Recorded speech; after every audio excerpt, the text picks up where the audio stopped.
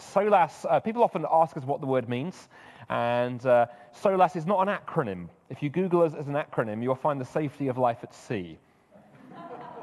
That is not us. If someone has fallen in the water, please call them, and not us. If you're trying to share your faith with someone who's fallen into a river or stream or lake, call both of us, and so we can help you out. Now, Solas is the Gaelic word, the Scots Gaelic word for light. And so we were founded originally in Scotland, in Dundee, in Scotland, but now cover the whole of the UK.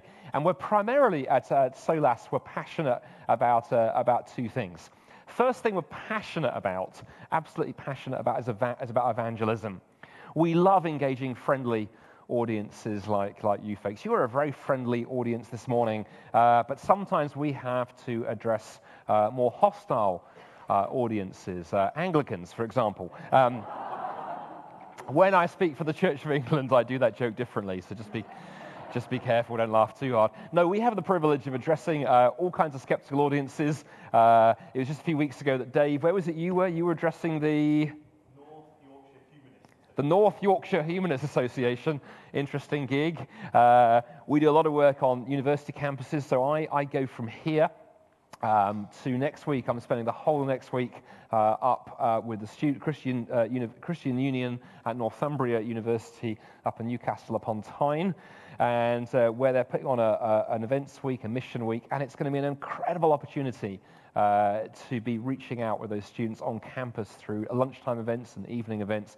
And when we get involved in those kind of things, we see people come to faith. We see God break through. Another of our Solas associate speakers was speaking at a similar events week up in Edinburgh a couple of weeks ago, and sent me a text message that this one particular student had tracked with them all the way through the week.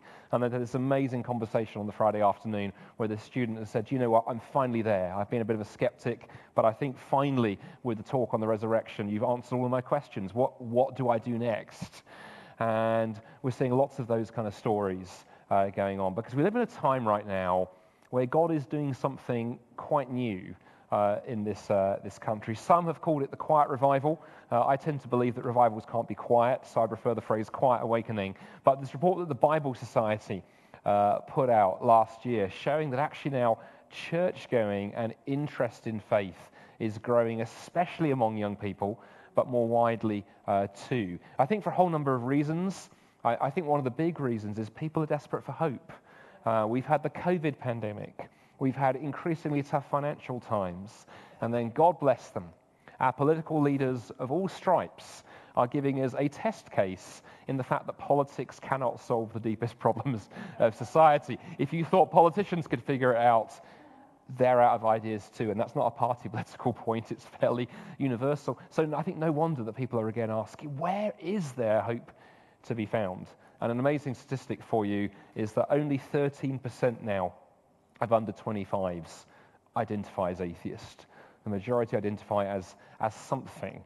And I love some of those stories Dave shared, that actually if you use those questions, you discover that people do believe in something. They may not know what that something is, but we're not starting from ground zero again. So we love engaging in evangelism.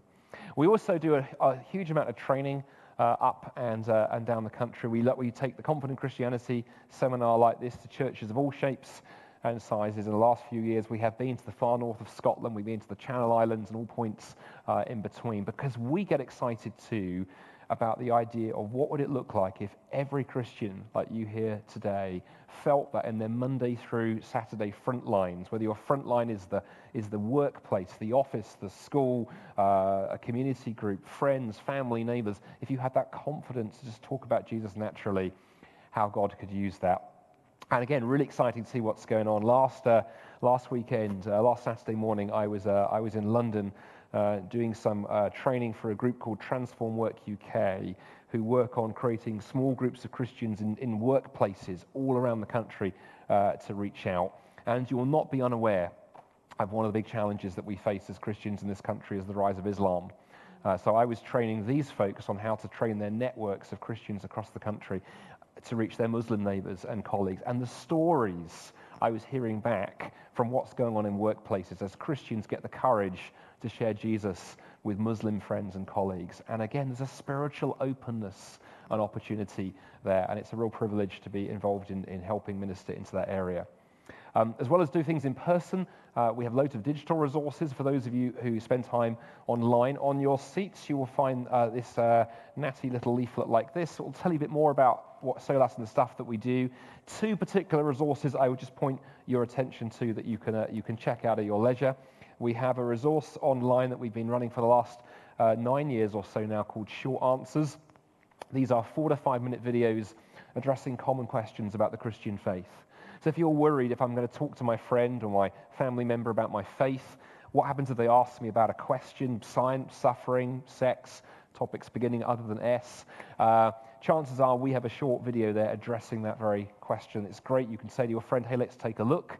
And it's amazing the way God uses this. We've had at least 2 examples in the past 3 years of folks who with no Christian faith stumbling across the Short Answers series. I don't believe there's any accidents where God is involved, but the accident happened, they came across the website, and then simply through watching endless numbers of videos, got to a point where they were ready to say, I think I'm ready to explore Christian faith. Where do I go next? So make use of those. And if you are a younger person in the audience, because we're a mixed range this morning, if when I said 5-minute video, your instinctive reaction is to go 5 minutes, mate, that's a lifetime.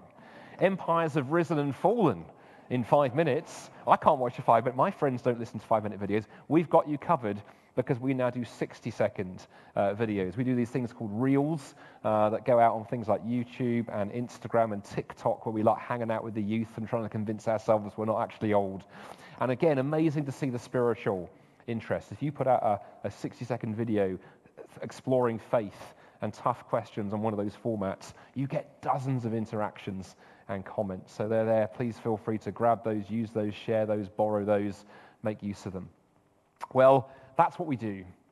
But as we head into coffee, I would just love to ask whether you might consider helping and supporting us in that work that we do. 2 ways you could get involved with what we're doing in terms of mission across this country at Solas. The first we would love to ask you to consider doing is to be praying for us. When I or Dave or any of our team of full-timers, part-timers, and associate speakers, particularly when we're standing in front of those non-Christian audiences, and you can feel that pressure. You know, when Dave was in front of the local humanists, when I stand up and do a dialogue with 200 Muslims in a room, you're sitting there thinking, what am I doing here?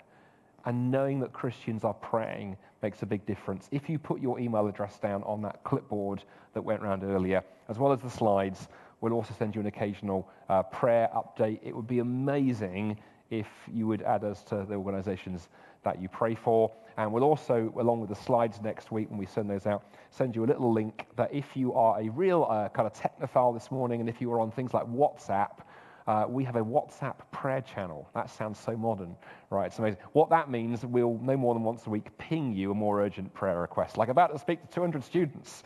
Please pray. So that'd be great.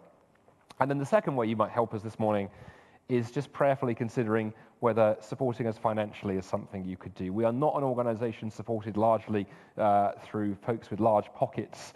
We are primarily supported by hundreds and hundreds of Christians around the country who give us a tiny amount of money each month. If you are one of those people, thank you. Thank you so much. If you are not, if you consider becoming one of those people this morning, also in this natty little leaflet on your seats, there is a support form. And if you sign up to support Solas for as little as £4, just the price of a coffee more or less this morning, and if you bring that to my lovely colleagues, Simon and Catherine, who are there on the Solas stand, and you give them that form, as a thank you, you can get a free book this morning. There's 3 books that I've written on the stand, from How to Talk About Jesus Without Looking Like an Idiot, on which this morning's talk was based, the Have You Ever Wondered book, which is an evangelistic giveaway book full of wandering questions. And if you pick that book as your freebie, we'll give you 2 copies, one for you, one for a friend. And we also have a number of Dave's books, particularly on science and faith, over there as well. It would make a massive difference to us. It would get you a book to read, and you'll know that you're helping the work of what God is doing through Solas across the country. So thank you. Without further ado, it is time for coffee and sugary snacks and other healthy and unhealthy things. So we've got a half-hour break. We're back here in half an hour's time when Dave will be helping us think about the uniqueness of Jesus. So thank you for listening.